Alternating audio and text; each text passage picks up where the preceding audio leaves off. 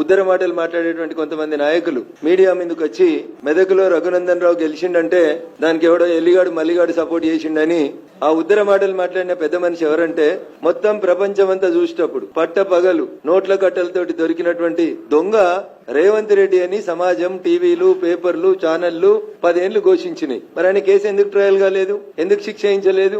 ఎవరితో ములాఖత్ అయ్యిండు రేవంత్ రెడ్డి? హరీష్ రావు తోట, కవిత తోట, చంద్రశేఖర్ రావు తోట ఆయన ములాఖత్. నేను అడిగిన మిమ్మల్ని సూటిగా ఇద్దరిని, ఫలానా ఎయిర్ ఇండియా విమానంలో 19వ తారీఖు రోజు రాత్రి మీరిద్దరు బిజినెస్ క్లాస్ లో 2 గంటలు ఏకాంతంగా జరిపిన చర్చలు ఏంటంటే చెప్పడం చేతగాలే. ఏమన్నాడు ఆయన?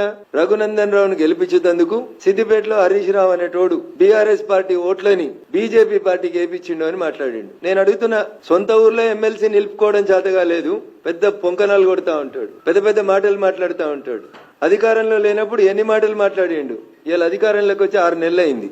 ఏం చేసినావు? తెలంగాణలోకి సిబిఐని రాకుండా నీకంటే ముందున్న ముఖ్యమంత్రి ఒక జీవో తెచ్చిండు. నువ్వు సక్కనోనివైతే తెలంగాణలో తప్పు చేసిన వాళ్ళని జైలుకు పంపించాలనే కోరిక నీకు నిజంగా ఉంటే సిబిఐని రాకుండా నిషేధించినటువంటి జీవోని ఎత్తేయడంలో రేవంత్ రెడ్డికి ఉన్నటువంటి కష్టం ఏందో ఒకసారి చెప్పాలి. ఎందుకంటే ఆయన మీద కూడా రేపు మాపో వస్తుంది అనేటువంటి బాధ, భయం ఏమన్నా మనసులో ఉందేమో ఒకసారి ఆలోచించుకోవాలి. టీఆర్ఎస్ పార్టీ నాయకత్వం మీద రఘునందన్ గత 10-12 ఏళ్ల నుంచి రాజీ లేని పోరాటం చేస్తుండనేది మా మెదక్ జిల్లాలో చిన్న పోరని అడిగినా కానీ చెప్తారు. రఘునందన్ రావుకి కాంప్రమైజ్ పాలిటిక్స్ తెలియదు, రఘునందన్ రావు కాలుమొక్కుడు తెలియదు. రఘునందన్ రావుకు తెలిసింది ముక్కుసూటిగా మాట్లాడే తెలుసు. జయ జయ హే తెలంగాణ జననీ జయకేతనం అనే పాటను గుర్తించే సూరత్ లేదని చంద్రశేఖర్ రావుని నిండు అసెంబ్లీలో నిలదీసిన ఒకే ఒక ఎమ్మెల్యే ఎవడంటే అది రఘునందన్ రావు తప్పితే ఇంకొకరు కాదు. ఇలా దానికి సినిమా బాణీలు, సినిమా వేషాలు, సినిమా రంగులు అద్ది ఈయనేదో క్రెడిట్ కొట్టుకునే నాటకాలు చేసాడు. మాకు రాదు రేవంత్ రెడ్డి గారు. అందుకని నేను ఏమంటున్నా అంటే రేవంత్ రెడ్డి గారిని, హరీష్ రావు గారిని నేను ఎవరి దయాదాక్షిణ్యాల మీద గెలవలే. మా భారతీయ జనతా పార్టీ బూత్ అధ్యక్షుల దగ్గర నుంచి మొదలుకుంటే